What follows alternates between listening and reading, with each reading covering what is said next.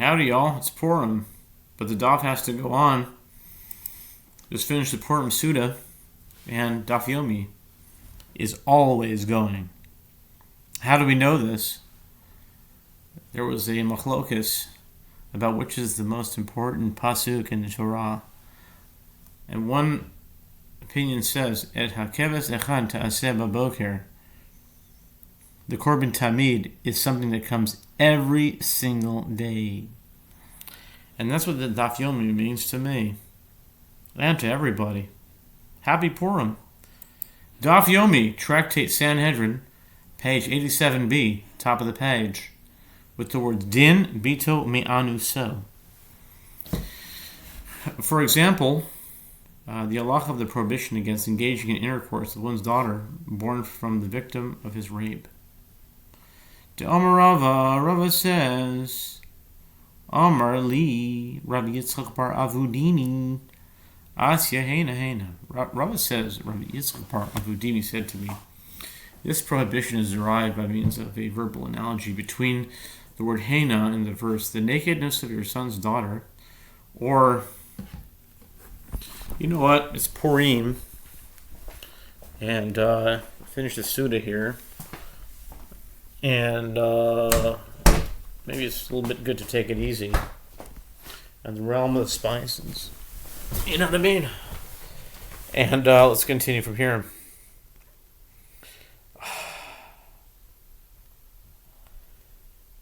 Rava says, Rav Yitzchak bar Avudini said to me, the prohibition is derived by means of a verbal analogy between the word Hena. In the verse, the nakedness of your son's daughter, or your daughter's daughter, even their nakedness you shall not uncover. Theirs, Hena, is your own nakedness. Leviticus 18:10. And the word Hena is in a different verse. You shall not uncover the nakedness of a woman and her daughter. You shall not take her son's daughter, or hold on.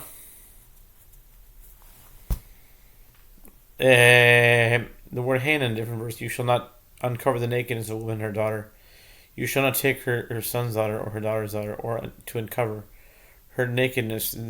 Hannah is near kinswoman.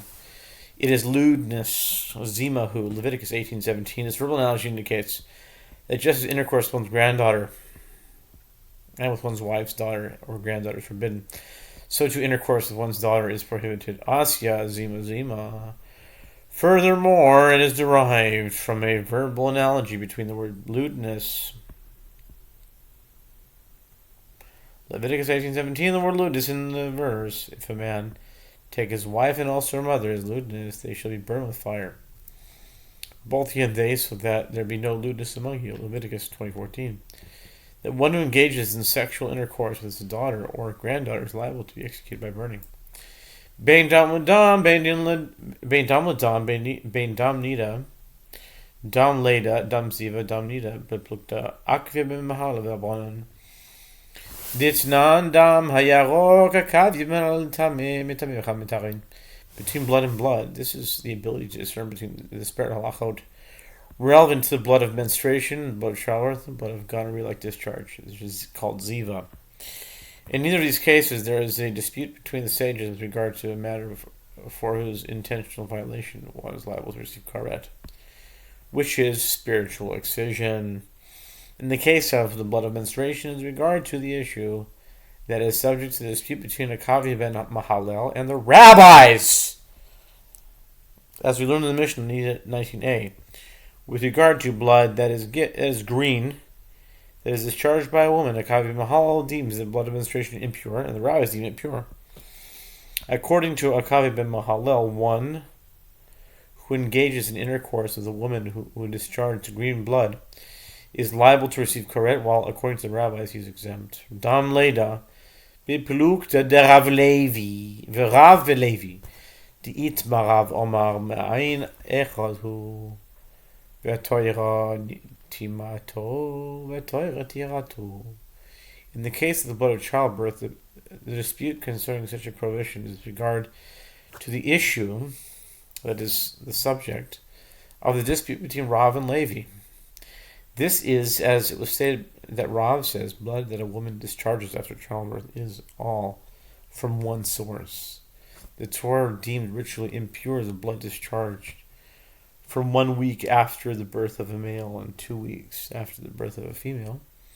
And the Torah deemed ritually pure the blood that is discharged for the subsequent 33 days for a male and 66 days for a female. Even if the blood flows continuously, the status of the blood changes after the conclusion of the period of impurity.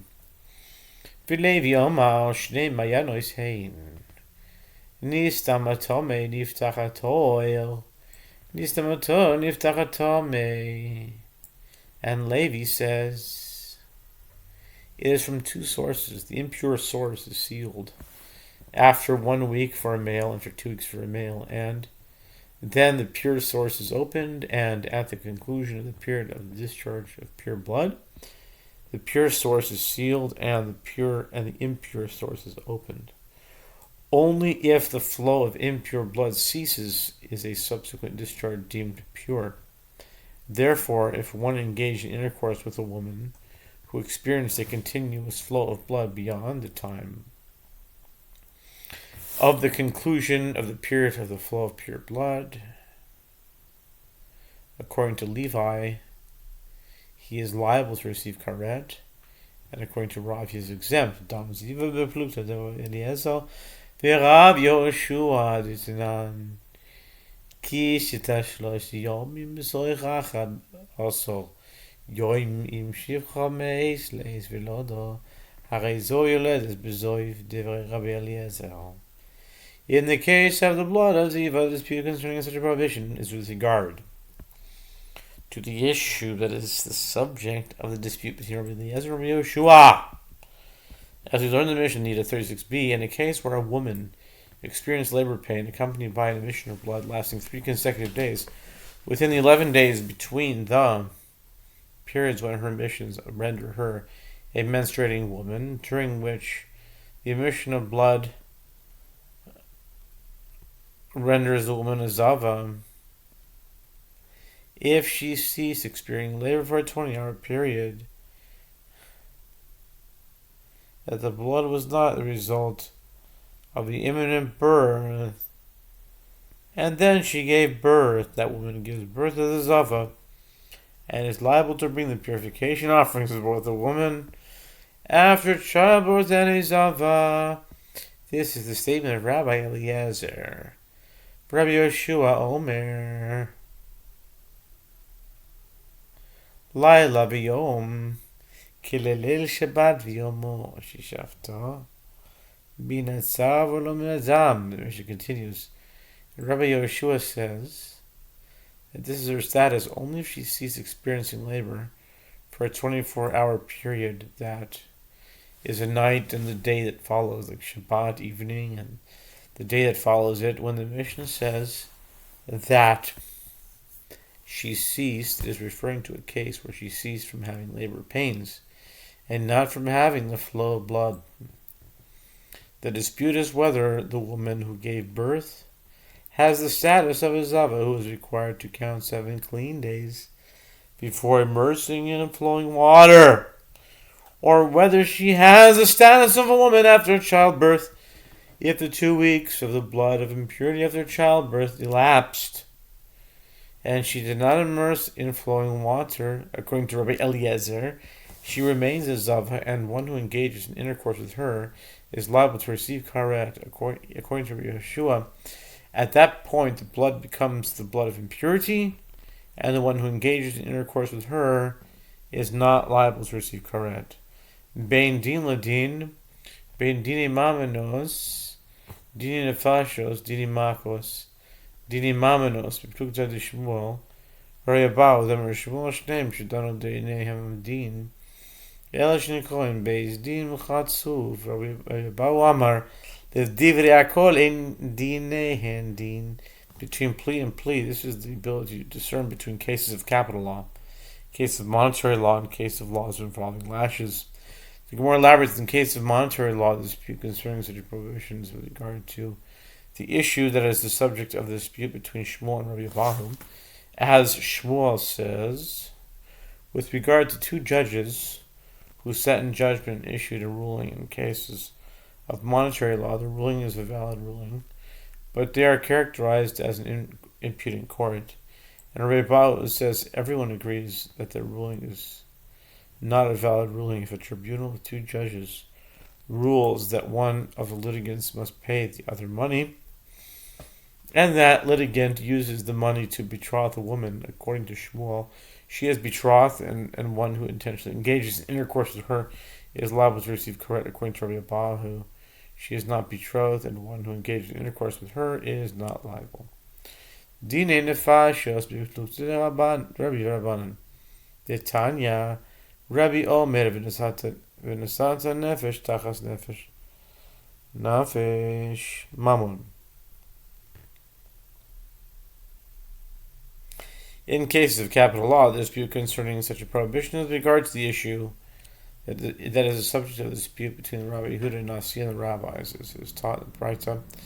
Rabbi Yehuda Nasi says, with regard to that which is written, if men struggle and they hurt a pregnant woman, if there shall be a tragedy, you shall give a life for a life. Exodus 21:22-23. The reference is to a monetary payment for the life that he took. The tragedy reference is the unintentional killing of the mother. Ata omer mamon o eno ela nefesh mamish. Nefesh nisino lemalo nemar nisino lemato malahan lamamon afkan mamon. The Tan deliberates. Do you say that the difference is to a monetary payment, or perhaps the reference is only to giving his actual life? Based on language employed in the verse, it can be determined that the verse is to monetary payment. In these verses, giving is stated above, and you shall give a life for life, and giving is stated above, he shall be punished, as the husband of the woman shall impose upon him, and he shall give, as the judges determined. Exodus 21:23. Just as there, in the phrase "give as the judges determined," the reference is to monetary payment. So to hear the phrase "give a life for a life," the reference is to monetary payment. The rabbis hold that the reference is giving to his actual life. If an heir of the victim betrothed a woman with money seized from the assailant, according to Rabbi Yehuda and Nasi, the woman is betrothed, while according to the rabbis, she is not betrothed. Wow. Long daf. Shabbat Machazol.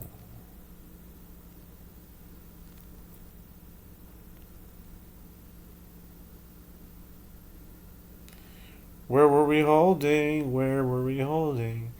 Where are we holding? Where are we holding?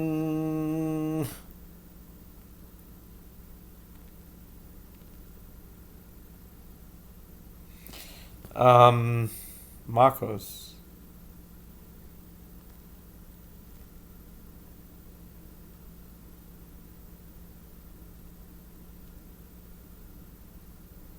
Dine Makos, that's what we're holding, yeah. Dine Makos, beplugd Rabbi Yishmael v'Rabbanan, the Tanan Makos Mishloisha, Mishum Rabbi Yishmael Amru Be'esrim Mishloisha. In cases of laws involving lashes, the dispute concerning such a prohibition with regard to the issue that is subject to the dispute of Rabbi Yishmael and the rabbis, as we learned in the Mishnah, to a cases concerning the violation of prohibitions that render one liable to receive lashes, are adjudicated by three judges.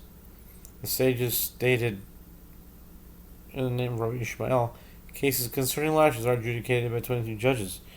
According to Rabbi Yishmael, that if a tribunal of three sentences are individual to lashes, if that individual can claim damages for any injury caused by as a result of lashes, and she betroths a woman with that money, the betrothal is valid. According to the rabbis, he cannot claim damages, as the court is authorized to sentence him to receive lashes. Between mark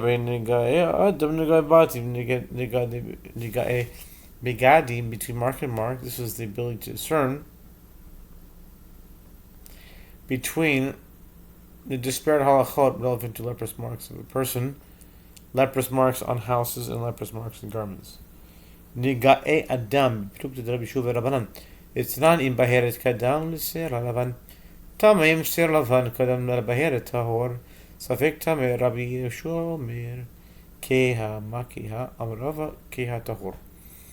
In the case of leprous marks of a person, the dispute concerning a prohibition is with regard to the issue that is subject to the dispute between Rabbi Yehoshua and the rabbis, as we learned in the Mishnah, the Gaim 4:11. If the snow white leprous mark, the Baheret, is preceded the white hair, the individual is impure with leprosy, as that is the order of events that appears in the Torah. And if the white hair preceded the Baheret, the individual is pure. If there is uncertainty concerning which appeared first, the rabbis say he is impure, and Yehoshua says it has darkened. The Gemara asks, what is the meaning of it? It has darkened. Rava says its status is like that of a Baheret that is darkened, with regard to which the Torah says that he is pure. If one with a Baheret and a white hair enter the temple and there is uncertainty concerning which appeared first, according to the rabbis, he is liable to receive karet, and according to Yehoshua, he is not liable. Nigai batim. Nice. Beplukta Rabbi Shimon Rabbanan. Titanan Rabbi Elazar Rabbi Shimon Omer Le'olam Ein Abayis Tameh Ad Shireh Kishnei Grisin Al Shnei Avanim Kishnei Ketalim B'Keren Zav Yisarko Kishnei Grisin Mrachabo Gigris. In the case of leprous marks in houses, the dispute concerns the prohibition with regard to the issue of the subject of the dispute between Elazar, son of Rabbi Shimon, and the rabbis, as we learned in the Mishnah in the Gaim 12:3. Rabbi Elazar, son of Rabbi Shimon, says, a house is never deemed impure with leprosy unless the leprous mark will be seen to be the size of 2 Sicilian beans on 2 stones, on 2 walls, in a corner between 2 walls. The length of the mark is that of 2 Sicilian beans, and its width is that of 1 Sicilian bean. My time, Rabbi Elazar Rabbi Shimon, Ketiv Kir, Uketiv Kirot, Eze Kir Shehu Kikirot, Hav Yomer Zeker Zavid. The Gemara asks, what is the reason for the opinion of Rabbi Elazar, son of Rabbi Shimon? The Gemara answers, the word wall is written in the verse, and the word walls is written in the same verse. And he shall see the leprous mark in the walls of the house with hollow streaks, greenish or reddish, and their appearance is lower than the wall. Leviticus 14:37, which is one wall that is like multiple walls. You must say this is a corner between 2 walls. The rabbis hold that it is a leprous house, even if the mark appears on 1 wall. Therefore, one who entered a house with a leprous mark on 1 wall and then entered the temple is liable to receive karet. According to the rabbis, according to Rabbi Elazar, the son of Rabbi Shimon, he is not liable. Nigai begadim plukta Rabbi Yonatan ben Avtulemos berabanan Titania Rabbi Yonatan ben Avtulemos Omer Minayin. In the case of leprous marks and garments, the dispute concerning such a prohibition is with regard to the issue that is the subject of the dispute between Rabbi Yonatan ben Avtalmos and the rabbis, as it is taught in Bright that Rabbi Yonatan ben Avtalmos says, from where is it derived?